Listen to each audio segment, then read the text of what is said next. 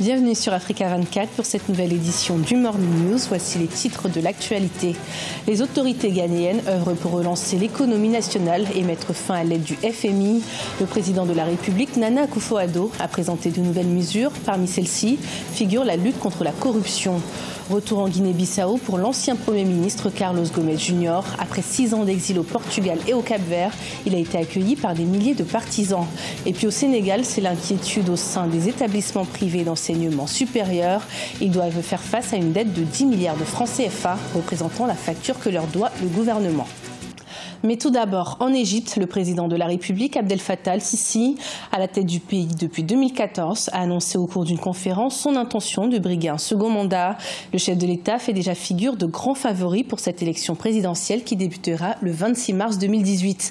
À noter que les candidats ont jusqu'au 29 janvier pour présenter officiellement leur candidature. Le président ghanéen Nana Akufo-Addo a annoncé la mise en place de mesures visant à améliorer la situation économique du pays. Parmi celles-ci figure la lutte contre la corruption, mais aussi la discipline budgétaire. Le pays s'apprête également à mettre fin à l'aide financière du FMI. Des explications avec Solène Duplessis. À la tête du Ghana depuis le 7 janvier 2016, le président Nana Akufo-Addo s'est montré confiant lors d'un discours devant les membres de son gouvernement face aux résultats des efforts entrepris par son gouvernement en 2017 pour stabiliser l'économie. L'enseignement, un défi pour le chef de l'État, la réalisation du gouvernement dans l'enseignement secondaire gratuit pour tous est l'une des nombreuses étapes vers l'émergence d'une main-d'œuvre plus apte à faire avancer l'économie, selon le président de la République. Nous travaillerons pour résoudre le problème, non pas seulement de l'enseignement secondaire, mais aussi des écoles maternelles et des collèges. Nous mettrons davantage l'accent sur la formation technique, agricole et professionnelle, ainsi que sur la formation générale. Nous n'avons d'autre choix que d'éduquer et de former notre main-d'œuvre pour répondre aux besoins de l'économie moderne du XXIe siècle. Le Ghana, deuxième économie d'Afrique de l'Ouest après le Nigeria, a toujours misé sur l'éducation. Les citoyens ghanéens ont salué principalement la gratuité des frais de scolarité au lycée. L'emploi et la baisse du coût de la vie restent des défis majeurs à relever pour le gouvernement. Le lycée gratuit, il l'a fait, ainsi que les allocations de formation des infirmières et les allocations de formation des enseignants. Maintenant, le plus grand défi, c'est de créer des emplois pour les jeunes. La croissance du PIB au Ghana a atteint 9,3% au troisième trimestre de 2017, contre 3,5% au cours de la même période en 2016. Près de 6 ans après son exil forcé, l'ancien Premier ministre bissau-guinéen Carlos Gomes Jr. est de retour dans le pays depuis ce jeudi 18 janvier. Ancien candidat à l'élection présidentielle de 2012, il a été accueilli par des milliers de partisans. Le point avec Marcel Farba-Maroun.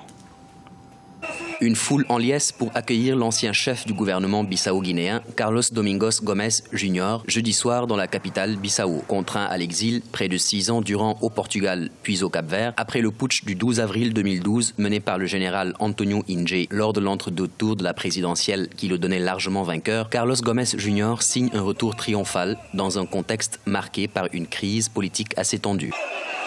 Nous, les successeurs d'Amilcar Cabral, nous devons être en mesure de diriger ce pays et de renouer le fil du dialogue entre frères que nous sommes. Quant à moi, je suis disposé à dialoguer avec mes concitoyens en tant qu'homme d'affaires. Aujourd'hui, je suis là pour me réconcilier avec mes frères et les exhorter à opter pour le dialogue.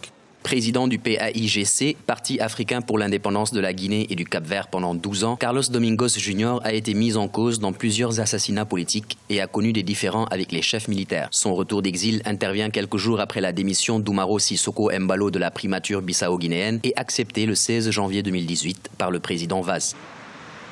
Il s'agit d'un retour qui a été en accord avec la classe politique dirigeante, notamment la présidence de la République. Ensuite, une popularité certaine, puisque nous avons vu quelques images dans lesquelles une partie significative de la population urbaine de Bissau a salué ce retour. Il faut rajouter à ce propos que la date de retour ne paraît pas anodine. Elle a lieu le 18 janvier et nous savons que le 20 janvier est une date importante, puisque le 20 janvier 1973 sera assassiné à Conakry le fondateur et le père de l'indépendance bissau-guinéenne et capverdienne. Je parle d'Amilcar Cabral. Premier ministre de la Guinée-Bissau de 2004 à 2005, Carlos Gomes Jr. est à nouveau nommé à ce poste qu'il occupera entre 2009 et 2012, année durant laquelle il démissionne pour se présenter à l'élection présidentielle du 18 mars de la même année. La Bourse régionale des valeurs mobilières d'Abidjan, institution commune à 8 pays de l'Union économique et monétaire d'Afrique de l'Ouest, va devoir relever de nombreux défis pour la période 2018-2020. Malgré la forte hausse de l'année 2017, le bilan de l'organisation reste mitigé. Plus d'explications avec Deogracias Podo. Malgré une forte hausse de capital, le bilan 2017 de la Bourse régionale des valeurs mobilières n'est pas reluisant. Des défis attendent l'institution pour la période 2018-2020 qu'elle vient d'entamer. Le capital de la Bourse a enregistré une augmentation de 350% en 2017. Elle a donc distribué 540,234 milliards de francs CFA aux acteurs du marché sur les 12 précédents mois, contre 705,92 milliards de francs CFA en 2016 et 476,25 milliards de francs CFA en 2015. Je pense qu'il faut marquer globalement un sentiment de satisfaction dans la mesure où quand même le marché s'est bien tenu, et le fait intéressant qu'il faut surtout souligner, c'est le lancement donc du nouveau compartiment de la BRM qui cible les petites et moyennes entreprises et les petites et moyennes industries. Cela me paraît être la correction d'une anomalie.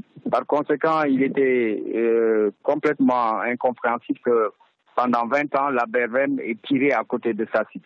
En ce qui concerne les perspectives 2018 de la BRVM, le remboursement d'obligations non cotées est estimé à 21,198 milliards de francs CFA, les dividendes à 101 milliards de francs CFA, les intérêts sur obligations cotées à 150,591 milliards de francs CFA et les intérêts sur obligations non cotées à 7,524 milliards de francs CFA. Selon le directeur général de l'institution commune aux 8 pays de l'Union économique et monétaire de l'Afrique de l'Ouest, tous ces fonds devraient servir à redynamiser l'économie de la communauté. Je pense que peut-être c'est l'évaluation de la communication. Elle n'a pas atteint sa cible. Maintenant, il faut aussi savoir que ce n'est pas que la BRVM qui peut rendre dynamique une place financière. Il y a beaucoup d'autres acteurs. Il y a l'État, il y a le secteur privé lui-même, le patronat. Il y a une question aussi de mentalité, parce que souvent en Afrique, les gens sont réticents à ouvrir leur capital aux autres. Souvent, c'est des entreprises familiales.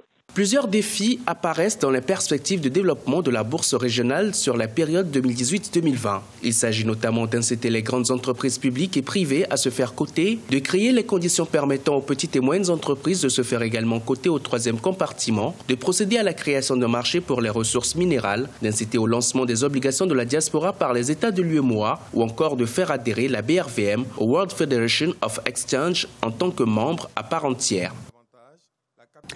Au Sénégal, les établissements privés d'enseignement supérieur font face à une situation financière délicate. En effet, le gouvernement doit leur rembourser une dette estimée à 10 milliards de francs CFA pour l'année académique 2016-2017. 30 000 étudiants boursiers sont menacés d'expulsion si cette dette n'est pas remboursée dans les plus brefs délais. Plus de détails avec notre correspondant au Sénégal, El Hadji Ndiaye. 10 milliards de francs CFA est le montant que l'État du Sénégal doit aux établissements privés pour l'année académique 2017-2018. Car depuis 3 ans, l'État ne parvient pas à régler le paiement des frais de scolarité de ses étudiants orientés dans les différents établissements privés. Étranglés financièrement par ces 2 ans d'arriérés, ces établissements privés menacent ainsi d'expulser 30 000 étudiants en situation irrégulière. Depuis 3 ans, l'État du Sénégal refuse, à mon avis, de payer correctement les factures. En 2014-2015, il y a certaines écoles déjà à qui on doit encore 25% de la facture. Et sur l'année 2016-2017 qu'on vient de boucler, l'intégralité de la facture, on parle de la moitié, mais pas du tout. Les écoles n'ont reçu aucune somme dans la totalité de la facture de 2016-2017. Et nous sommes à mi-parcours de 2017-2018 et rien n'a été encore versé à nos écoles. Au total, l'État du Sénégal doit aux établissements privés plus de 20 milliards de francs CFA, selon le président de la conférence des universités privées du Sénégal. Les étudiants non admis dans les universités publiques et réorientés dans les différents établissements privés risquent de ne pas terminer leurs études cette année 2017-2018. Du côté du ministère de l'Enseignement supérieur, on assure que les procédures de paiement sont en cours. Il y a des efforts qui sont faits et c'est des questions de jours pour que le problème donc soit réglé. Je pense que l'exécution de cette menace ne sera pas, en tout cas on ne va pas assister, on pense qu'on ne va pas assister à l'exécution de cette voilà, de cette menace, parce que les acteurs, chacun des acteurs donc, est conscient donc, du problème. Depuis 2 ans, les promesses ont toujours été ceci. Le non-paiement engendre quoi? Engendre d'abord des enseignants qui ne sont pas payés, des factures fournisseurs non payées. Et aujourd'hui, nous sommes quasiment, à l'heure où je vous parle, dans l'incapacité d'honorer même les salaires des intervenants. Depuis 2013, l'État a opté pour l'orientation de nouveaux bacheliers dans les établissements privés. Aujourd'hui, ils accueillent sur la base des statistiques à la fermeture de l'année dernière 43 000 étudiants orientés par l'État du Sénégal. Avec la rentrée académique 2017-2018, les établissements privés recevront entre 50 000 et 60 000 étudiants. Ce journal a été préparé par l'ensemble de la rédaction. Merci de nous avoir suivis. Retrouvez dans un instant une nouvelle édition de l'information sur Africa 24.